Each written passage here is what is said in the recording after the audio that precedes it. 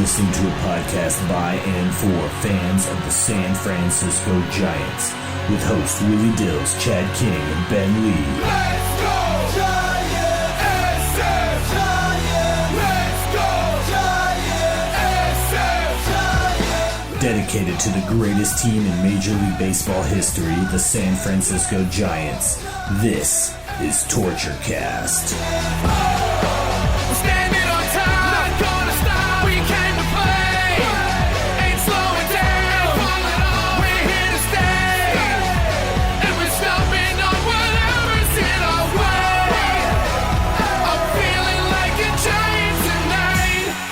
Welcome, everybody, to the Torture Cast, the podcast by and for fans of the San Francisco Giants. My name is Willie Dills. This is episode 50. Holy crap, half of a century here, halfway to 100. That's pretty cool. That's a little benchmark. I didn't even think about that. I'm joined today, that's the Scott Garrelts Jose Mijares episode. And I'm joined today by Mr. Chad King. Welcome to the show, sir. Man, I'm hungry. I've been on this juice fast for about 3 days now. So you want to talk about torture? Yeah. Oh my God, it's like torture gut or something. I don't know, but so yeah. You're actually not eating food, period, or no, I'm not eating food right now. I bought a juicer. It's like a centrifugal juicer. It pulls all the juice out of everything you put in, including veggies. Although I was kind of asking someone the question, can I just juice meat? Does that count? Because, I could go ahead and do that. And but would that be good at all? And would that be good at all? Probably not. So it's been 3 days. Stomach is adjusting, but weight's already starting to drop off. So just trying to detox, purify, get a little cleaned up. Well, I'm not going as far as you are, but I am knocking out the alcohol for at least 3 weeks or so. And then That's we'll good. see. Yeah, I'm just going to just take a break. I'm not going to go out and have a few beers because generally I don't drink too much. But if I go out, I'll have a couple beers pretty much every single time I go. And I've been playing pool so much that I'm kind of finding myself out more often than I normally would be. So I just decided, start off the summer, get a little bit slimmed down, cleaned up. So get back into playing weight, But so both of us, we'll see how this actually goes and how healthy we get back in the box for July. Yeah, exactly. And then it's on. It's on till the break of dawn once we hit Utah. Although that sounds weird, right? As soon as we get to Utah, man, we're going crazy. Mormon on their asses. So if you listened to the show last week, it was a little bit of a down show. By the way, Ben Lee could not make it tonight. He's I guess he's got some dinner plans or something. He may pop in later. We don't know. But hopefully he'll be around. But if you listened last week, a little bit of a down episode. The Giants are struggling.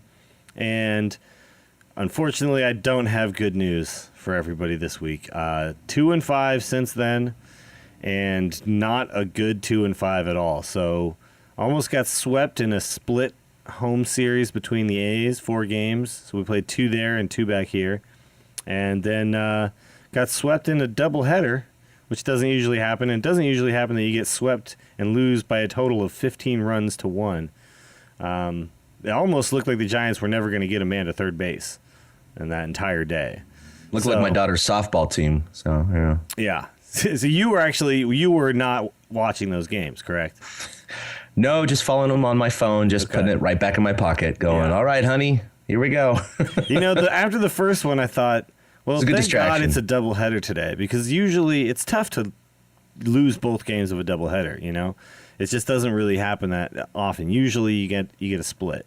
And after, losing so bad in that first game, I thought maybe the Giants would be motivated to come out and pick it up in the second game, but that just was not the case. I was actually at an A's game that day, which is very strange for me. Yeah, I was there for a friend's birthday.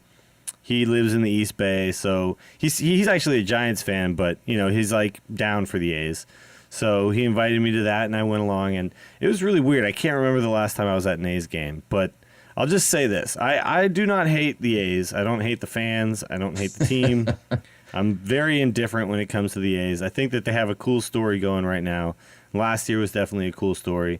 And I like, the Balfour Rage, and I like doing the Bernie lean and all that kind of stuff. I think all that stuff is hilarious, and the fan base is really into that team. Unfortunately, there's just not enough of them. There's not enough fans, or at least enough hardcore fans who actually go to a game, at the end of May. Like it was not a full. It was a day game on a weekend, and it was not full at all. Oh, sure. But not only that, so then just the entire baseball experience of an A's game is just very much not the polished thing we've come to expect from a baseball game after being spoiled by AT&T Park for 13 seasons, right?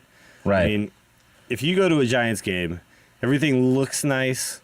The food is all, gourmet stuff you can get here. I mean, you still get a hot dog, but there's so many options, and there's so much going on, and there's so much to do outside of just watch the game. When you go to the A's game, it feels like you're at Candlestick Park. It's kind of crappy everywhere. The TVs are like old 13-inch, big, thick TVs. They're not a bunch of like nice flat screens and stuff. The scoreboard is very small and very high and far away. Way up on the top. Yeah. And all of the other like where you see like the pitch count and all that stuff, all of those signs, everything just kind of looks like it's falling apart a little bit. Nah, it's kind of a Frankenstein stadium because it was a multi-purpose stadium, and over the years they've just kind of with Mount Davis and the reconfiguration and it's true. Yeah, hatching things here and there, and they don't have the money to put in all that stuff. Plus, with the future of the team uncertain, they're not going to invest a couple $1 million in updating the TVs and the concession stands. No, absolutely not. Yeah, So. And basically every concession stand had beer and one food item. So I went to one place and it was just nachos and beer, and then I went to another place and it was just hamburgers and beer. Like basically you can get one item and beer at every single one of the concession stands.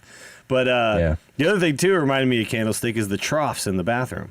I don't know if you remember those at Candlestick, but that was the thing. I mean, it was just a bunch of dudes elbow to elbow all taking a leak together. It's efficiency, at least. It's true. But what worries me now when I think about it is I never even thought about this as a kid, but like splashback sucks if you get a little splashback and you don't know where it came from. I mean, they have the water kind of running, and I think that's supposed to design but it's not 100% water. There's no way that's 100% effective. There's no way. So I'm like sitting there and I'm just like, oh, please do not feel some splashback right now. And I don't think that I got any. I think I was safe. I think I backed up enough. But every time I go to that trough now, when I go to a Raider game or an A's game, I think about the YouTube clip of the guy who did a little trough dive for a bet. Oh my God. Like a slip and slide, yes. Yeah. It's horrible. I remember this. That was terrible. What the hell was he thinking? Yeah. Guy probably is dead now, by the way. All right, we're talking about urinal diving now. That's a good way to start the show. But yeah, so it was just a weird experience to be there. I felt very out of place, but the A's actually won in the 10th inning with a walk-off walk. Yeah, they're hot right now. They are hot. They are hot. And, it's a good team that they got over there. I mean, I can't be mad at the A's. They got a good squad. They got good pitchers in the bullpen, and they really showed the Giants what's up. So, I mean, I've been seeing a little bit too much of the A's lately. But luckily, we don't have to see him again for a while. So, got that out of the way. And unfortunately, we had to go see St. Louis right after. And St. Louis, but also, we're done with them for the year as well. That's true. But St. Louis is unbelievably hot right now. I believe they have the best record in baseball, correct? Yeah, definitely the National League. Baseball. Yeah, all of baseball. Yeah, they have a .667 winning percentage right now. Yeah, they're winning 2 out of 3 games, which is nuts, dude. There's no way they're gonna stay that hot, but that's crazy hot right now. Yeah, I mean they're 18-10 on the road. Like they're just dominating no matter where they go right now, and they've had injuries. They're not like a team where everything's been perfect. The Giants have had more injuries in more key places, but yeah, the Giants just not doing well on the road, and that really has the most to do with it. So, but anyway, let's talk about this what's been going on this last week. Now, the good news, still only 2 games back. So, even though we've been sliding now for what feels like an entire month straight, doesn't it? Oh, feels forever. Yeah, it feels like forever. I can't remember the Giants being hot. I guess when we won 4 out of 6, that was kind of in the middle of this, but it didn't feel that hot. You know what I mean? Because didn't feel that good. 2 wins, a loss. But the good news is we're still only 2 games back at Arizona. Well, what's your take on Arizona? Do you feel like this is a team that could run away if we don't turn this around? No, I don't think they're going to run away with it, but I do think they're going to be there for the long run, even if the Giants get hot again. I think it's going to be, they had, San Diego in 2010. Yeah. I think just the team that wasn't fully expected to contend. Not that it's a complete and utter surprise, but I think everybody figured the Dodgers are going to be the team to compete with the Giants. And Arizona is maybe a little bit better than Colorado and definitely better than San Diego. But with LA's injuries this year and their inability to compete, Arizona's pitching is carrying them far, a lot better than the Giants. I mean, right now they have a 3.88 ERA for their starters. Yeah. And the Giants have 4 are starters listed here, which is kind of weird. Yeah, so their starters ERA is a full run better than the Giants starters ERA. The Giants are at 4.89. Wow. This is awful. Wow. I mean, just awful. So that's what's keeping them in the game. The Giants have slightly better hitting, but that's I don't see their pitching tanking. So Arizona's going to be there, and the Giants are going to have to get back on the right ship here. Yeah. No, and we actually had talked about putting together maybe a list of the pitcher. I think really the thing that separates the Giants from everybody right now is the lack of pitching, and it's pretty weird to think about. But I'm starting to look at some of the teams that may become sellers very soon. And the Dodgers could become sellers if this continues at this rate. I mean, they got a lot of money invested in a lot of guys. I don't think the Giants would be interested in anybody on that team right now, but. Think about San Diego, Milwaukee, the Cubs, Miami, the Mets, Philadelphia. If they don't get over 500 and stay there, because they're already about 7 or 8 games back. Because Atlanta's been on a tear as well. And then you look over to the American League, and you got like Houston, Seattle. I know Toronto has a lot of people on their team too, and they're not doing well. Kansas City. I mean, these guys could all become sellers at some point. So there could be a lot of pitching available to the Giants. And we don't really need anything on as far as like the starting lineup goes. What we really just need to do is pick up one more starter, and maybe move Tim Lincecum. Well, maybe move Tim Lincecum into the bullpen. But that's really the only thing that's separating us right now from being a good team, and it's really weird to think that that's our Achilles heel right now. You just wouldn't think it. And it's not just Zito and Lincecum. I mean, Matt Cain got absolutely shelled. Again, one giant inning against, the Cardinals. It's just weird to watch him go through this, and I don't understand what's going on. He was throwing just BP up there. I mean, if you hadn't watched the game, I don't know if you saw any of the highlights, but the stuff they were hitting was, up in the zone, over the middle of the plate, and just no snap on it, no movement to his pitches, no location. Just looked bad, And there's a bit of a conspiracy theory about what may have happened because if you take away his 2 big innings against the Cardinals this year, the other one was at home when he gave up whatever it was, 8 or 9 runs in one inning. Yeah, his ERA is actually 3.53. Okay, those 2 innings have inflated his ERA more than 2 runs. That's how bad those 2 innings were. Not only that, but those 2 innings when he got into the stretch. The Cardinals were hitting off of him in both combined innings. They're 14 for 17. Oh, my God. Now, that's kind of beyond the realm of possibility and probability here for an actual major league starter of that caliber. Granted, it's a good lineup, but, you're talking about the 6, 7, 8 hitters also getting those hits. That just... over 2 games, over 2 innings to be 14 for 17. I mean, you get a pitching machine out there and you know what's coming. It's going to be hard to go 14 for 17. Yeah. Okay. It's just hard to do that. It's a batting average of balls in play. So the theory is that he's tipping off his pitches from the stretch. And what's interesting about it is that when you look at the Cardinals and their staff, you have Mike Matheny, who caught Cain in his first year. And then you have Benji Molina, who's their hitting coach. Now, Benji Molina has caught more innings for Matt Cain than any other catcher. That's true. So if you put those 2 things together, it leads some credence to the possibility that both Molina and or Matheny have some inside information on what they've noticed as a catcher, probably more Molina than Matheny.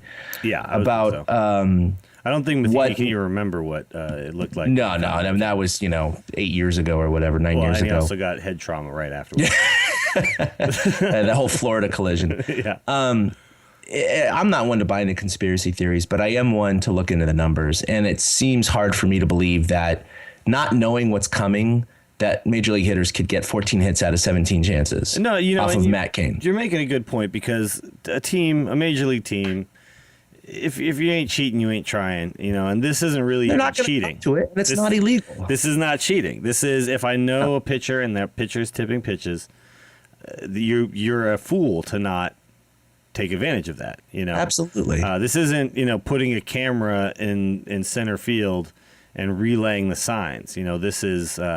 It's not stealing signs from the exactly. Coach, and even if you do steal signs from the coaches, that's okay too. That's all of that is part of baseball. Yeah. This is not the Patriots, and they're like getting the radio signal or whatever from. Right. This is not the same type of thing. So if they do have something on Matt Cain, they would be fools not to use it. But I totally see that this is a possibility. I mean, that absolutely makes a lot of sense.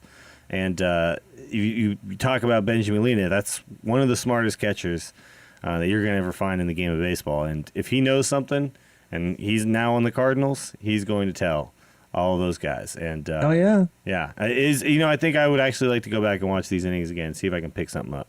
They asked Butchie about it and Righetti, and they're like, they didn't say no. They said, we're looking into it, because there's got to be something there. Well, it would also be dumb of them not to take some precautions. I mean, it could be the way he's holding the glove. It could be the way he's you see him maybe moving his hand, getting the grip ready.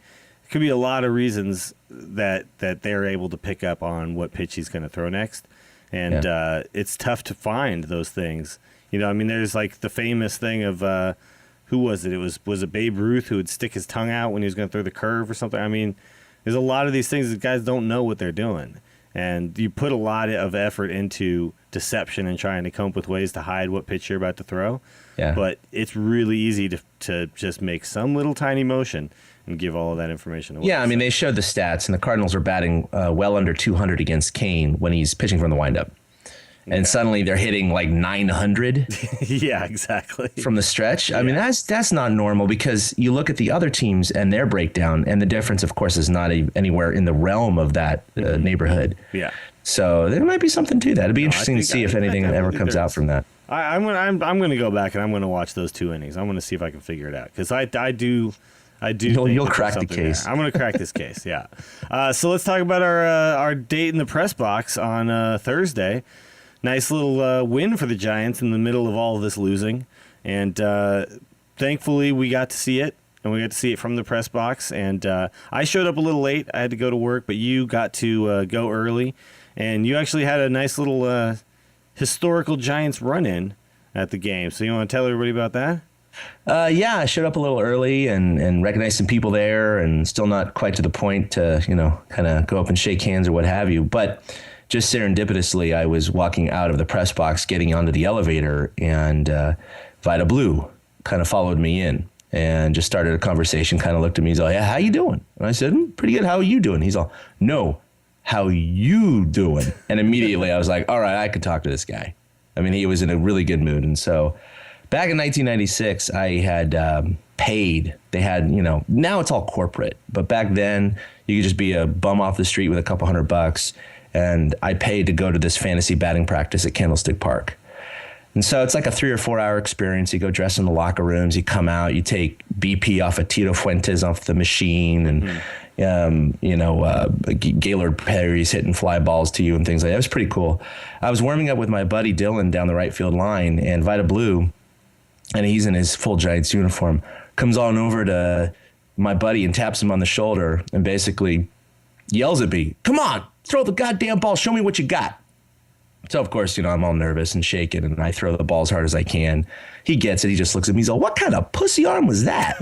He's just talking like that. So, this is an arm. And he fired that sucker back to me. Now, granted, it probably was, 75 miles an hour or whatever. But I didn't expect that from a guy who was in his 50s or whatever age he was back in 96. I have to check it out. And it just killed my hand. I could not believe the velocity at which this old man, quote unquote, old man threw the ball. So anyway, I just shared that little story with him, and he really appreciated it. He said, yeah, 20 years ago I still had it. He's like, I ain't got it now, but But yeah, he was real gracious. And that's really cool. I mean, he's very, very cool. Having a little run-in with somebody who you have a history with, that makes it all the more sweeter. So yeah, it was a nice connection. Yeah. Plus, I wasn't going up to him going, "Hi, Mr. Blue, nice to meet you." It was just kind of a natural conversation that just happened in the elevator. So Vita Blue is a funny guy because you think of him mostly as an A, I think, really. But he's become a bit of a Giants legend too. He finished his career here and stuff, and he's one of the greats. So. That's really cool. That's a really great way to kind of start your day and get excited for being in the press box all day. So, then I got there a little bit later. You went and got some food, and I got there and we sat down, and you tweeted like a madman all day, and I kept score as you did. Account. Yeah, as you did, and we just we watched a very interesting ball game. It was a weird pitching performance from Barry Zito. He had 6 walks on the day and somehow only gave up 1 run and picked up the win. So, what can you say about Zito? I mean, you said it, I think, in your story, and then Bruce Bochy said the same thing. Houdini act by Barry Zito. Yep. And it was kind of masterful what he did with the stuff he had, and this is something that Barry Zito's kind of figured out how to do. That like a guy like Tim Lincecum doesn't seem to know how to do right now. He can't pitch through his own mistakes, and Barry Zito finds a way. Man, it's kind of impressive to watch. But thankfully, the offense finally got it going as well.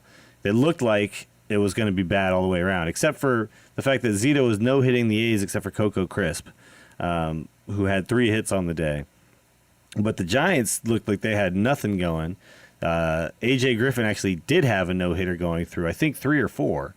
And then finally we broke through with a hit and then had a nice little 4-run inning.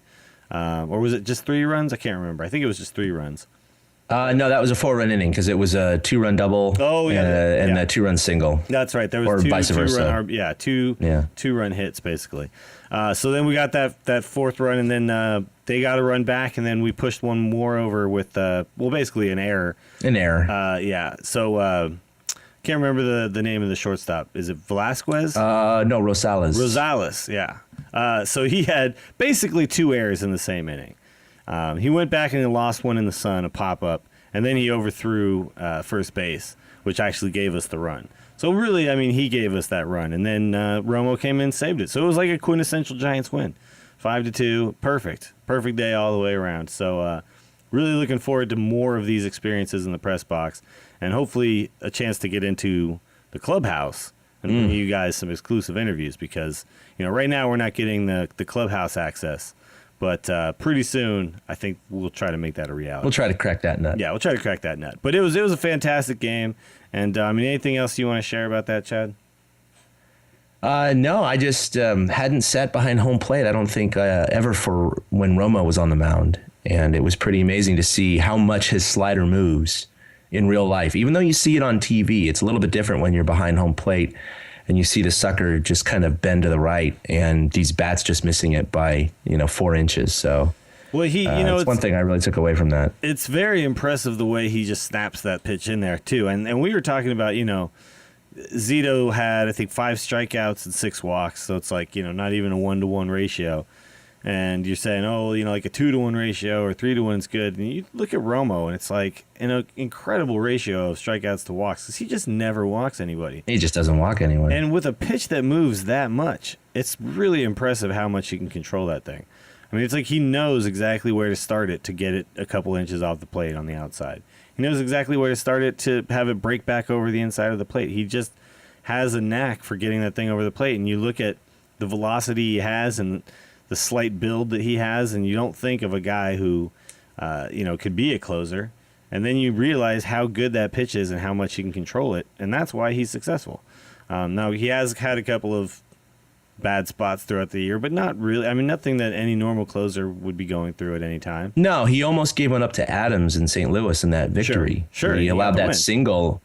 And, Adams is a big, tough left-hander, and he battled him pretty hard, and he threw his slider just far enough outside that was about to catch the corner where he hit it off the end of the bat. Because right when it left the bat, it looked good, but it just wasn't on the sweet spot. So it just ended up being kind of a line drive out to Pence. But it's one of those hits, and Kruko was talking about it on on the broadcast that if that's 1 or 2 inches up on the barrel, it's gone. It's a tie game. Yeah. So, that's always been a little bit of his tendency, and he's definitely gotten better about that.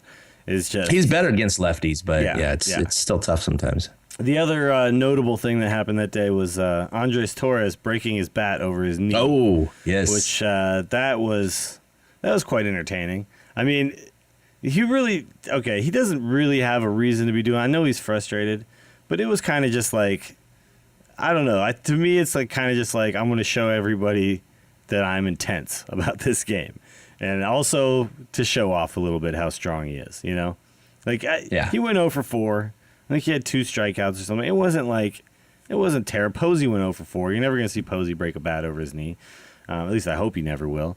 But yeah, he went 4 for 4 the other night in St. Louis. It looked like he had gone 0 for 4. Yeah, exactly. I know. I mean, it doesn't change. His demeanor doesn't change. Yeah, it does not matter to him what he does night to night. But, I guess the one thing you can say, same thing when Brian Wilson, took a bat to the Gatorade dispenser thing, the Gatorade jug a few years ago.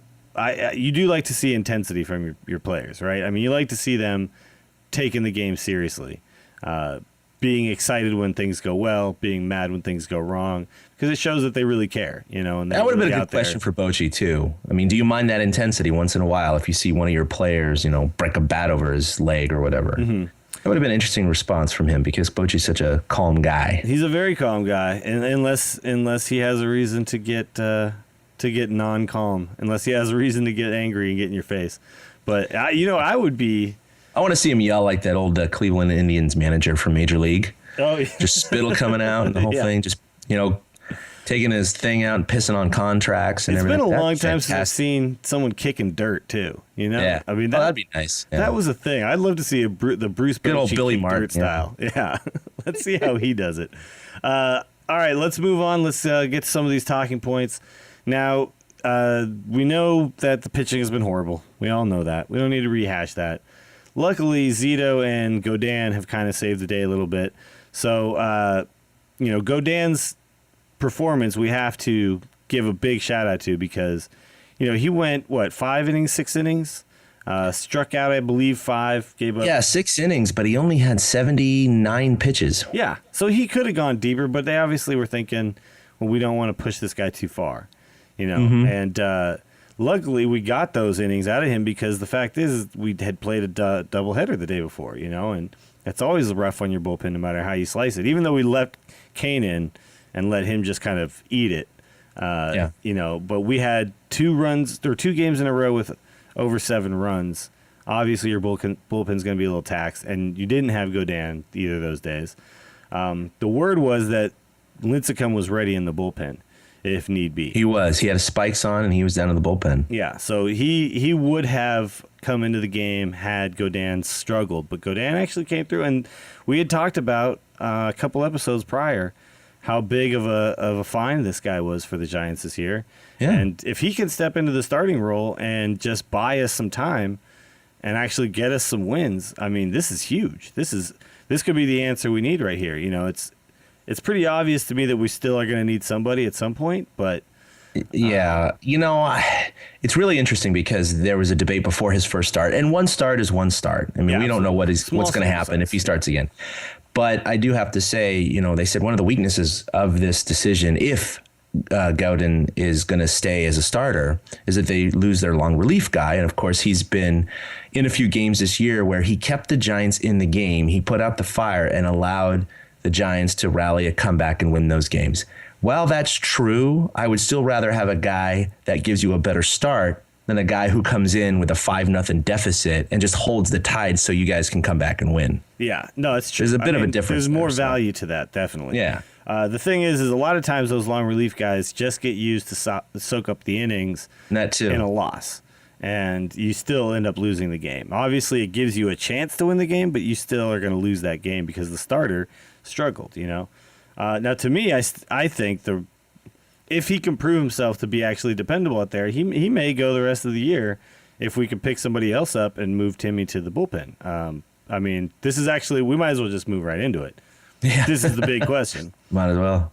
Do you move Tim Lincecum to the bullpen? Now, there's actually been Not just us talking about it. We've talked about it obviously on this podcast. A lot of people have talked about it since his performance in the playoffs last year. 1 earned run over, I think, 13 innings or something like that. I mean, that's an amazing performance from a guy who isn't used to being a bullpen pitcher. And what to me it shows is that he's got the type of mentality, he's got the type of stuff that he could do something like that. And we've all seen that he kind of just has one bad inning, right? I mean, that's kind of his weakness right now is he can have these amazing innings still where he strikes out the side and nothing looks like it can be hit by anybody in Major League Baseball. And then the very next inning he goes out there and he can't throw a strike and guys just start railing on him, and it's just, it's just you never know who you're going to get, not even one game to the next, one inning to the next. Now, if you put him in as a reliever, he gives up 2 hits, you just yank him, I mean, you just, okay, fine, we got maybe 1 or 2 innings out of you, you're done. Somebody else comes in. So to me, I mean, it makes a lot of sense. Chad, why don't you read us what Baggerly had to say about it? Yeah, so he kind of got the scoop on this, and there's an anonymous source inside the Giants clubhouse that said that they would turn Lincecum into a late inning reliever, quote, in a heartbeat, if they had another starting pitcher in the system ready to take his place in the rotation. Of course, that's the big caveat right now. No one's talking about Lincecum going in the bullpen right now because they don't have anyone else, and Vogelsong's still on the shelf. Yeah. So that's going to be a decision, maybe later in the season. Yeah, if Kickham had come out and had a great day, we may be already talking about this. This may already have been a reality, but that didn't happen. So what's interesting is that he kind of continues and he asks Timmy, how do you feel about this? And he says, and I quote, "I'm always open. It's just right now I don't want to be open to it," said Lincecum, adding that he's committed to remaining a starter for the rest of the season. Quote, "I'm sure if my career takes that turn, I'm definitely open to changes, especially if it's beneficial to the team I'm playing for." Yeah. That was really interesting at the end. Yeah. I mean, to me, and this is my interpretation, no one else's, it almost seems like he has 1 foot out the door. Yeah.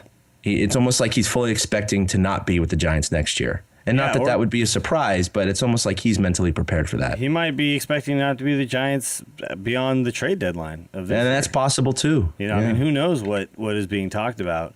And obviously his trade value is probably not very high, but it might be one of those situations where you move him, you get some guy who's, I mean, it can't be much worse, right? He can't be much worse than a 5+ ERA pitcher.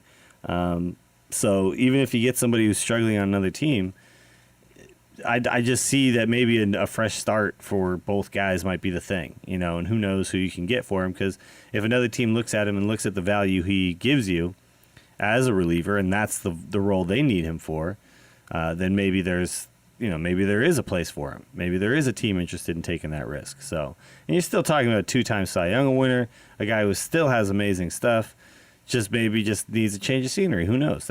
It's a very common story. A lot of guys, just move to a new team, and that's where they just put it all together for whatever reason. So, I'm definitely not going to put that out of the realm of possibility right now. I think that could definitely happen. But it was definitely telling to hear him say, beneficial to the team I'm playing for. I mean, there was a time in his career he would have said, hey, if it's going to help the Giants win, I'm going to do it, or just help the team win. But he definitely added in the team I'm playing for. Yeah. So we'll see. We'll see how this all pans out. I mean, what do you think? Is it time? Is it time to just make this move him to the bullpen? Maybe he ups his trade value there? No, I don't think you can do it yet. You just don't have the replacement. And Timmy has had a few starts this year where he's looked like the Timmy of old. And I think you're going to get a couple more starts like that this year, but I wouldn't expect any more. I would really encourage everyone who's listening, if you haven't read that article already by Bags, we'll put it in the show notes, go read it, because there's a lot more information in there, including some choice quotes by Tim, by Buster, and even by Jeremy Affeldt, talking about the mentality of a starter versus a reliever. Yeah, that's right. Affeldt said he didn't do well as a starter because of the mentality, because of feeling like he needed to save himself for later innings. And that's something you do not. And Timmy talked about it too. He said when he was pitching in the bullpen in the playoffs, he was just kind of letting it fly and waiting for someone to take him out. It wasn't pitch till you get taken out. Yeah, he was never looking at the pitch count. He was never thinking about that. He was just throwing the pitches.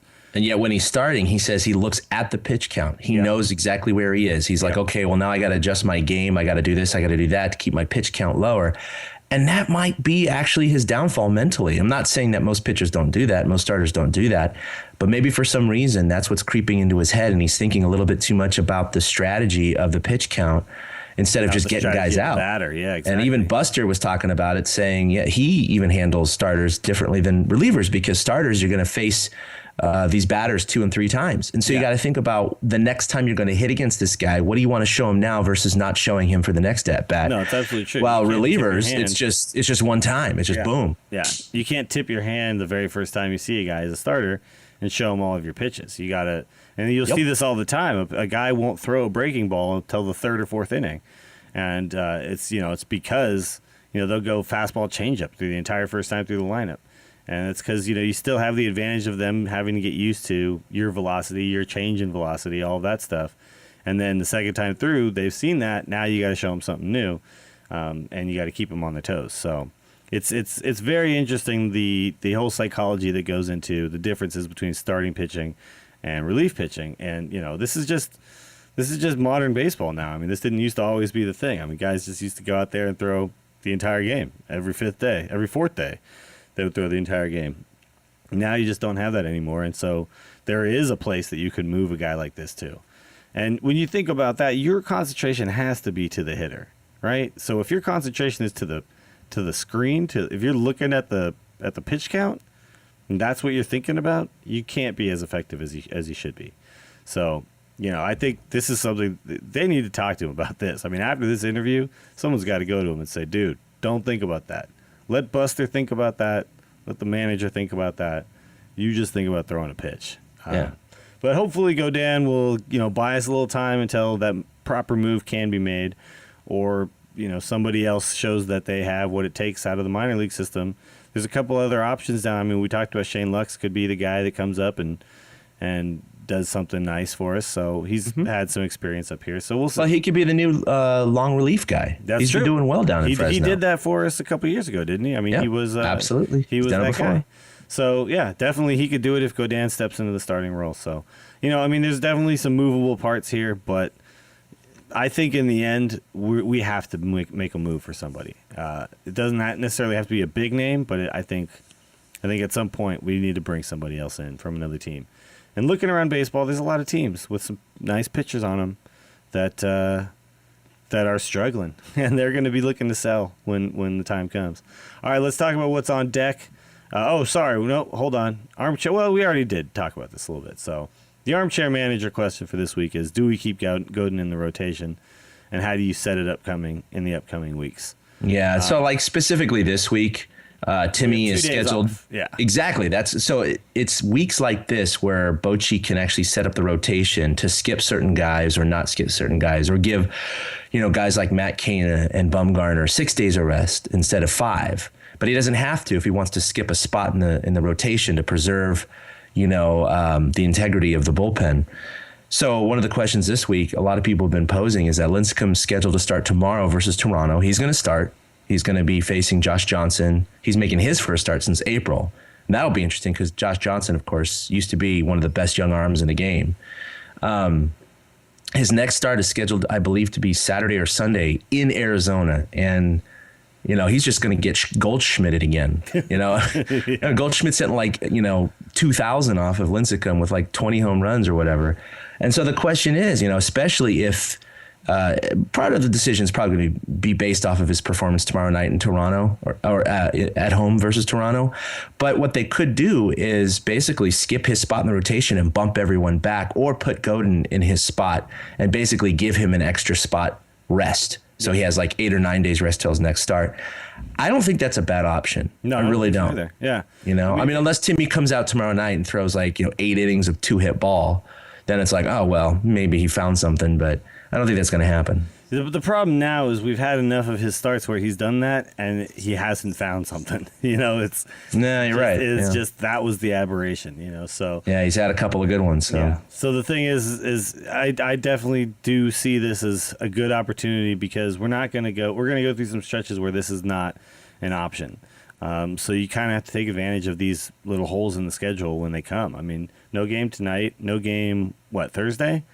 So yep. That's 2 days off in a very short span of time. You got to figure something out, especially when your rotation is struggling the way it is. I think any type of shakeup is better than just doing nothing and hoping for the best. So, all right, so on deck, 2 games at home versus Toronto. Now, we all remember what happened in Toronto, and we're hoping like hell this does not happen here. Obviously, we do play better at home than on the road, especially this year.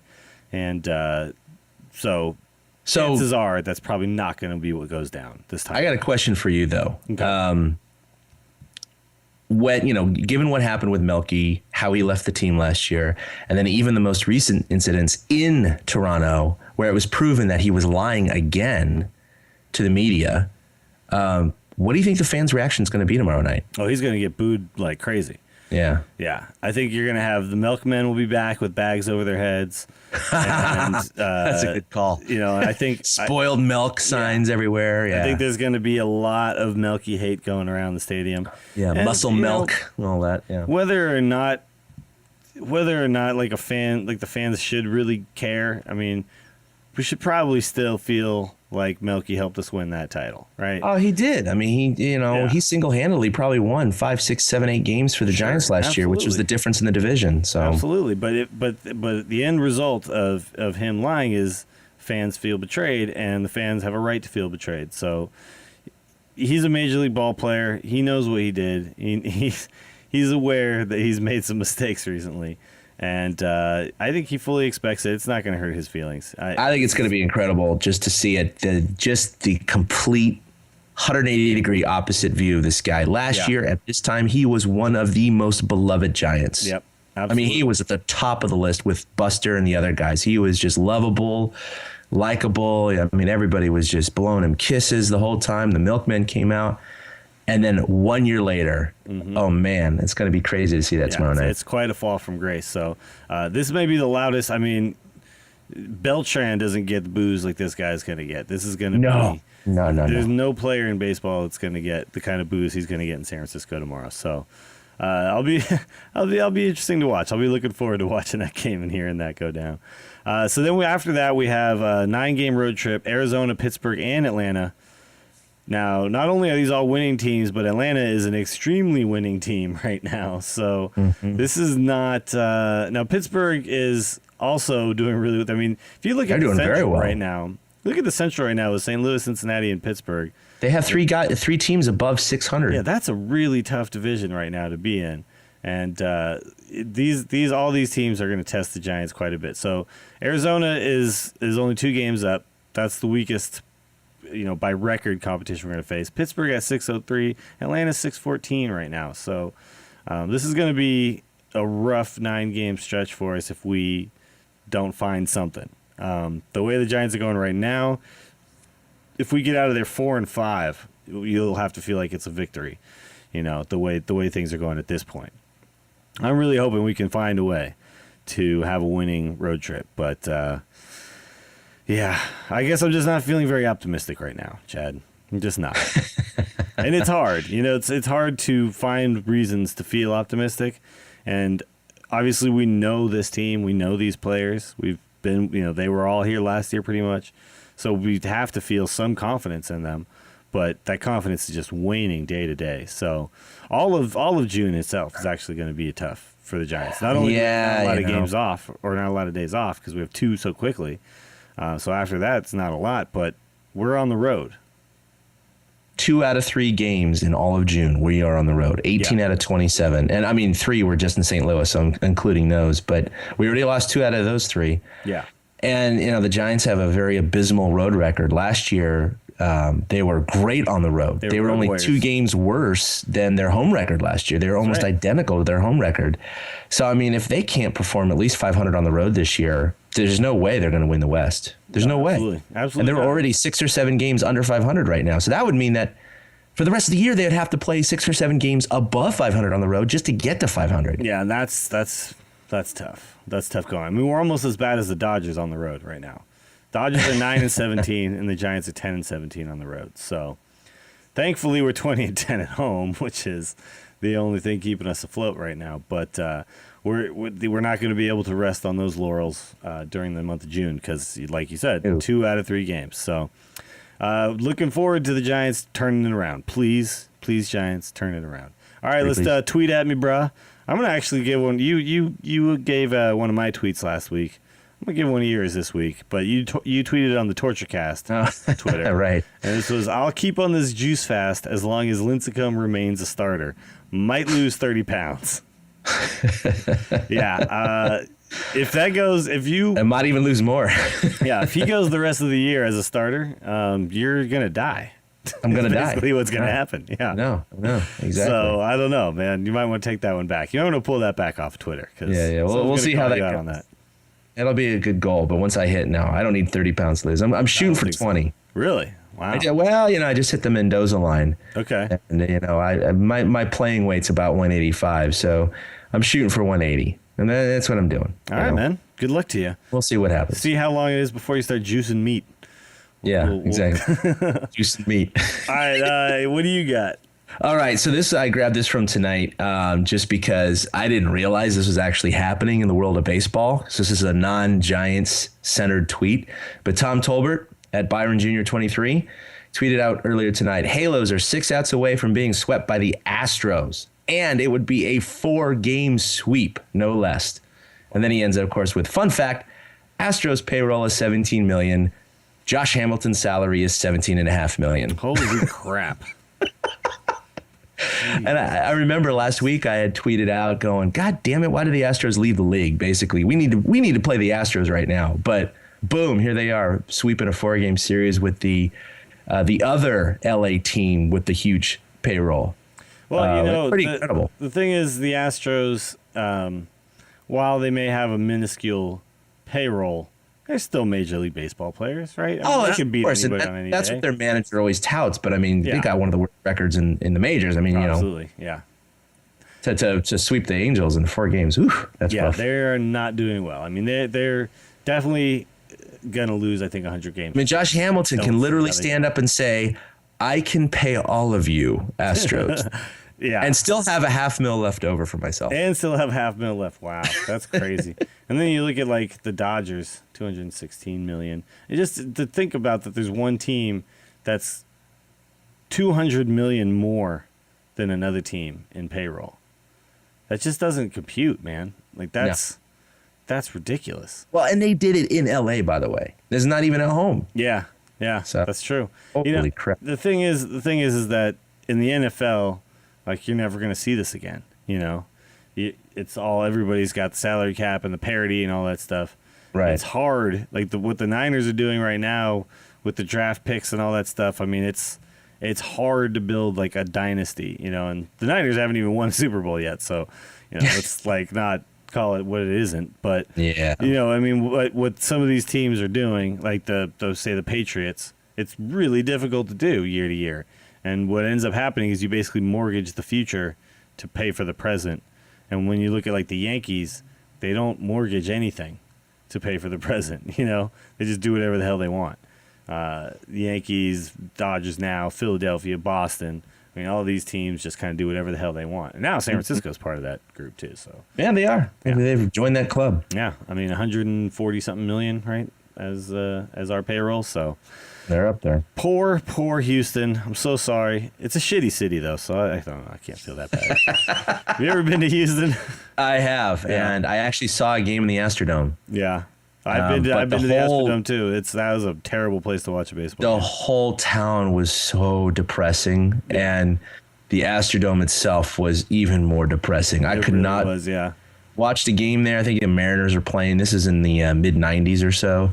And there's fireworks going off in the top of the dome, and there's the turf, and then there's the haze of the pregame fireworks hanging for the first 4 innings. Wow. And just, oh my God, it was awful. If I could say one thing that I'm happy that is no longer around from the 70s and the 80s, and that is AstroTurf.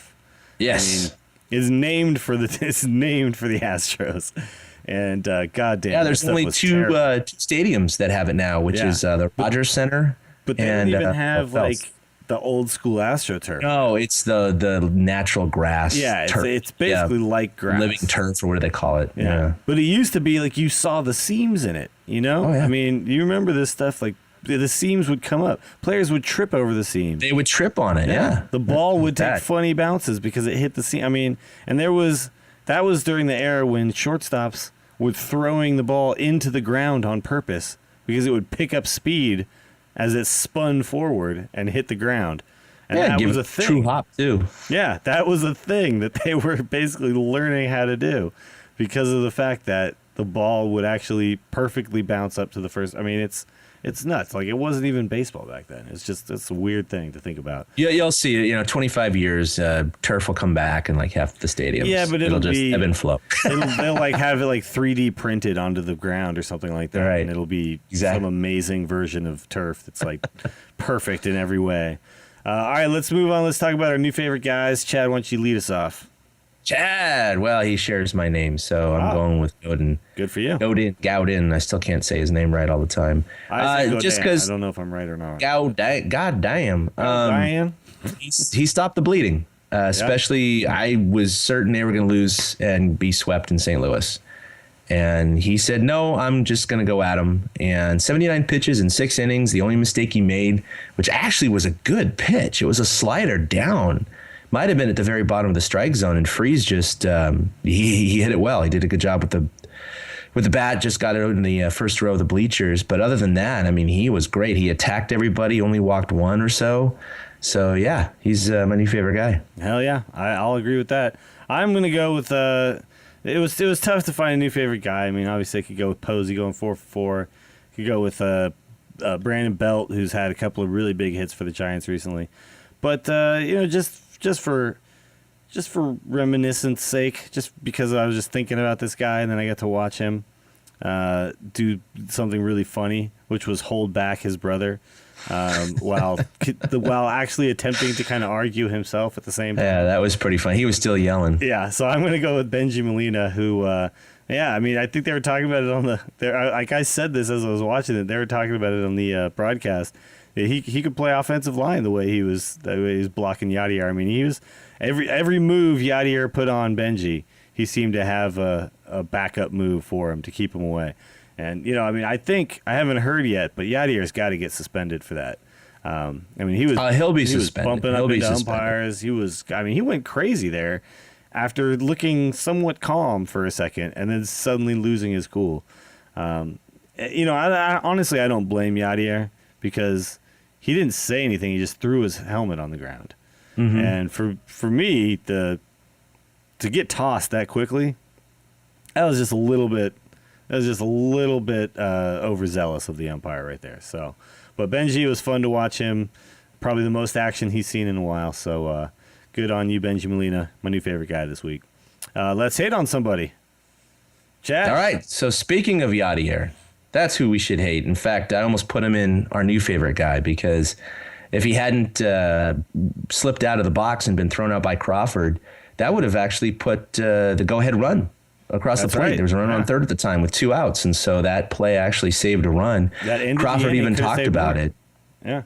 Absolutely. Yeah, and they could have had more. And not only that, but Crawford talked about it. He said that when he was going for that ball, he was only trying to prevent it from going to the outfield. That's all he was trying to do, but he admitted of taking a peek out of the box like he always does, and he saw that Benji or Yadier had a poor jump out of the box. And he said, well, crap, I have a shot at him. So he threw it, got him by half a step. And like you said, Molina reacted probably, and no one knows this for sure, probably to his inability to get out of the box. No, he's just mad at himself. He's just mad at himself. Yeah, he's not mad at the umpire because he's not even turning towards him, but he's a rookie umpire. Yeah. And they were pointing out, it's like, man, sometimes these rookie umpires are just trying to defend themselves, and they're going to have real short fuses because they don't want to be the guy who gets walked on. Well, I think they also want to set a reputation for themselves as someone you don't mess with, early. You want to set that early, and then suddenly you're not going to get that show up kind of stuff. So, but it was ridiculous. I mean, there was no way nobody was arguing with the call. The call was clearly right. He was out. And you're right that Crawford actually, when he dove, he didn't get the ball cleanly. He actually got to his knees and looked for a second and realized I actually do have time to throw this guy out. and launched it from his knees and got him. It was an amazing play, regardless of the fact that Molina's incredibly slow and also slipped out of the box. But, that was one of those, that's very alert play by Crawford, because a lot of guys would just eat that ball and not even attempt that throw. And to be able to get enough on it from his knees like that, it was a great play. Well, as an MVP candidate who gets himself tossed out of the game, he had 2 more at-bats, or his spot came up 2 more times during the game. The backup catcher, Cruz, came in, struck out both times. So there you go. I mean, that was a big impact on that game. And let's face it, the Giants need all the breaks they can get right now. So thank you, Yadier. We love you, we hate you. All right, I'm going to just build on yours, and I'm just going to hate everybody who plays or is associated with the St. Louis Cardinals. Because screw those guys. I mean, really, you guys are just whatever. I just don't care. I don't care about anybody on that team anymore. I don't care if they're good guys or bad guys. I just hate them all. And because they just suck, dude. They really suck. Just kick a team when they're down. Why don't you? All right, that's enough of that.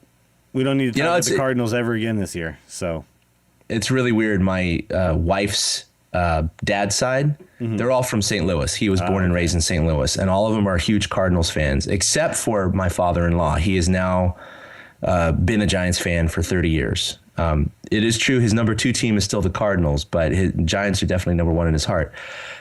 His sister lives right near Mike Matheny, or at least did here, and was his private masseuse for many years, and I don't know if she still is or not. So they had that connection. And so when Matheny was with the Giants, my father-in-law actually got quite a bit of gear from Matheny that he would send via his sister, and then she would dish it out. So basically, my household has actually received a Mike Matheny signed jersey and a Giants cap from him from back in the day. Awesome. So we still have those little keepsakes in the house somewhere, but it's really weird to see the father-in-law root for the Giants against the Cardinals, even though the rest of his family is going for the Cardinals. Well, my stepdad's a Cardinals fan as well. There's a lot of Cardinals fans out there. I mean, that's a team that's got a lot of history, and they're all so nice. And I get it. But the thing is, right now I hate them. And the good news is we don't have to see them again. It's okay to hate. For the rest of the year. So we're done with them.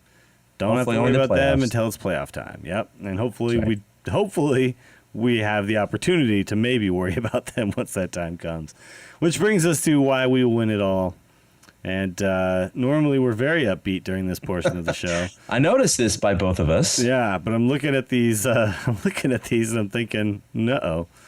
Chad, what do you say? Why will we win? Why will we win it all? Well, we won't if the starters don't shape up. Yeah.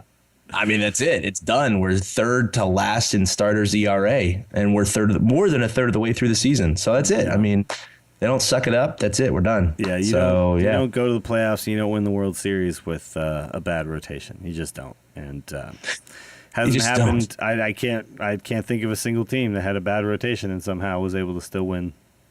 It just doesn't happen. So you're absolutely right, and I'm going to go ahead and say, I'm not feeling it right now. Right now, I just do not think the Giants are going to win it all. And normally, no matter how dire the situation may be, I mean, even in 2011, the worst offense, historically bad offense in all of baseball, we were still talking about why we're going to win it all every single time. And right now, I mean, this is as bad as I've seen the Giants play in a really long time. I mean, you talk about the Toronto series, the 2 games in Toronto, where that might have been the worst we've seen the Giants play. And we just saw the Giants just get absolutely owned in a doubleheader against the Cardinals. And nothing that's going on right now is giving me a lot of hope. So, silver lining, we didn't talk about this, but after 57 games last year, they were 32-25. So that's 2 games better than they are now. Not a huge difference, but obviously it's been a huge slide in the last 2 weeks. Yeah. But they were also 4 games back of LA. Right now, they're only 2 games back of Arizona. So relative to last year, we're still in slightly better position in terms of the standings. So absolutely. I mean, looking at silver linings here. Yeah. The good news is that I don't think it can get much worse than this as far as how the Giants are playing. I don't think we're going to see worse play from the Giants. It just feels to me like it has to get better. I'm knocking on wood right now. It has to get better, right? It has to. All right, that's going to do it for episode 50. That's a pretty big milestone, 50 episodes. It took us a little over 2 years to do it, but hey, not too shabby, right? I mean, we pretty much adhere to baseball season, so All right, so thanks everybody for listening. If you want to follow us on Twitter, you can follow all of us collectively at TortureCast. You can follow each one of us individually. Chad is at ChadK21, Ben is at Fried Duck, and I am at Willie Dills. You can also visit our blog, torturecast.com. You can go to our Facebook, like us there, donate using PayPal, go to iTunes, leave us a review if you like the show. I noticed we've been getting a lot of new listeners, but I'm not seeing a lot of new reviews, so if you're out there, go hit up iTunes, leave us a review. It'd be very helpful to us, and it'd also just kind of make me feel good. So just do it, all right? Just do it. Let's see what else. YouTube. Chad, you were so smart. You got us onto YouTube recently, so you can also find us there. And there's a lot of cool videos on there if you want to see some of our interviews with the players at the beginning of the season. Maybe feel a little better when we were all still feeling good about this year. You can go to that and check those out. And, yeah, we'll see you guys next week when hopefully the Giants have swept the week and we can all talk about how amazing the team is again for episode 51. Again, for Chad King, my name is Willie Dills. Thanks for listening to episode 50, the Scott Garrelts Jose Mijares episode. We'll see you next time. Boom. A big thank you to everybody for listening to the TortureCast, the podcast by and for fans of the San Francisco Giants.